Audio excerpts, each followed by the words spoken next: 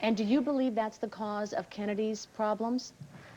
Possibly, probably the radiation, because she does not have a thyroid gland. The hemangiomas, I'm not real sure. They were exposed, the guys were exposed to a number of things over there. So it could be a number of any of the exposures. Steve, when you go off in the service, you do so with a certain amount of knowledge that there is risk, that you will be maybe killed, that you may be injured, that your health may be threatened, but you don't sign up your wife and your future children. No, I accept the fact that I can get shot or killed. It's hard for me to accept that it can happen to my wife or my child. You think this thing is real? Yes, I do. We bombed Iraq for weeks, chemical plants. I mean, some of these places had 75 tons of sarin, phosgene, all kinds of, you know, the world's worst stuff you can imagine.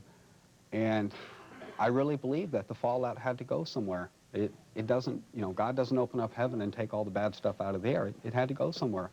There was 14,000 chemical alarms that went off. You will hear today how many people believe that these returning vets, that their body fluids are toxic and that they are being passed on to their families. When we come back, we'll continue with Shana, and we'll meet her daughter, Kennedy, who within days of her birth did, as we said, begin to develop those life-threatening hemangiomas. We'll also meet Danita and her son, Dominique.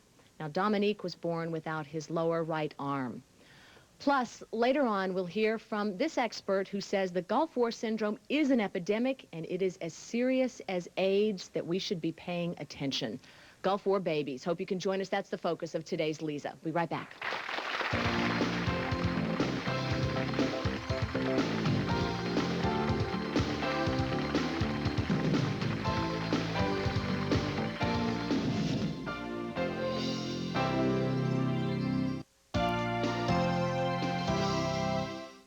I don't know if y'all can see behind me, but y'all see that smoke back there?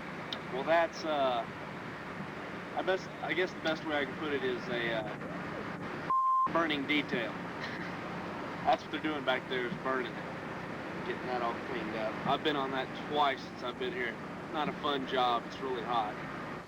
That was Darrell Clark sending back some home video. He was a veteran in the Gulf War, not knowing that that smoke he was talking about in the background, many are saying was like a toxic cocktail, and that exposure to that and other chemicals and toxins there has made veterans sick, and not only the veterans, but their wives, and in many cases their children. And that's what we're talking about today, Gulf War babies. Children born with birth defects whose parents did serve in the Gulf.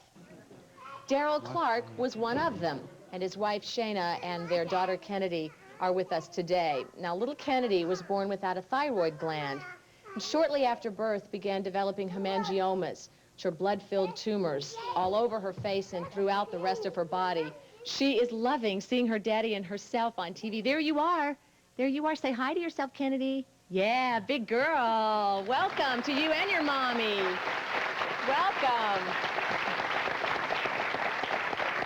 Thank you very much for being with us to talk about this.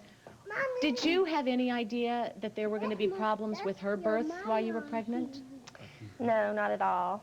Normal pregnancy? Normal pregnancy up until about the 8th month. And I just broke out into a rash, a blistery, bloody rash from head to toe. And what'd they tell you? Well, the military doctor, he said that I was just stressed out and just needed to not worry about it. The German doctor who had seen me from the very beginning of the pregnancy, he said, oh no, you've got to just stay home for the rest until the baby comes. Now, you had her in Germany because your husband was stationed there at the time. Yes. So when she was born, this was your first clue that she would have challenges. Right. She was about 2 weeks late. She was delivered by cesarean. They tried to induce labor and nothing ever happened, so they said, well, on Monday, come on in and we're going to go ahead and take her.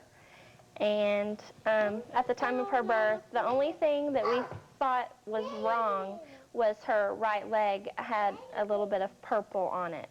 And the doctor told us that it was probably just stress from the delivery and don't worry about it, it'll go away. And then the blood test revealed that her thyroid was not functioning. Right. About 2 weeks later, the doctor called and he said, come immediately. There's a problem with Kennedy's test and we need to get her on some medication. Well, her thyroid might not have been functioning, but boy, her personality is in full gear. These children are so full of energy and totally adorable. I need to ask you the same thing that I asked Steve and Bianca, which was, did anybody say or ask about exposure to chemicals? Did anyone make this comparison? No. When Cedric was born, some of the medical personnel inquired as to whether we used drugs or not, because they said Cedric had what they called neural tube defects. So many major organs were out of alignment. They said it was so unusual, and so they asked us about that. Shanna, you heard Michelle say that this Gulf War syndrome does not exist. What is your response? I don't agree with it at all. First of all, you can look at our children and know that there's a problem. Okay, well, the argument, as you know, is that these children reflect the normal statistics of any birth defects within a bigger universe. No, they don't. We've never been included in the studies. I don't think any of the families we know have. Yeah. When the government does their studies and they say that they've done tests on the veterans, and they've looked at the birth defects that the children are suffering from, first of all, most of those children have been in military hospitals and the birth defects were present at birth. I know in our case, Kennedy was born in a German hospital in another country, and her birth defects were not apparent at birth. They developed a couple of weeks later. All right, I want to introduce you to Danita Dorsey. Now, Danita's husband served in the Gulf War, and afterwards their son Dominique was born with his lower right arm missing. Did you make any connection? No. Well, at first I just didn't really notice, because when you take care, when you're young, you take care of your body and everything, it's kind of puzzling to what can cause that. And did they tell your husband and you anything about being careful with starting your family? Yes. My husband told me a number of times that they told him, because of all the chemicals and everything, try not to have kids for 2 to 3 years.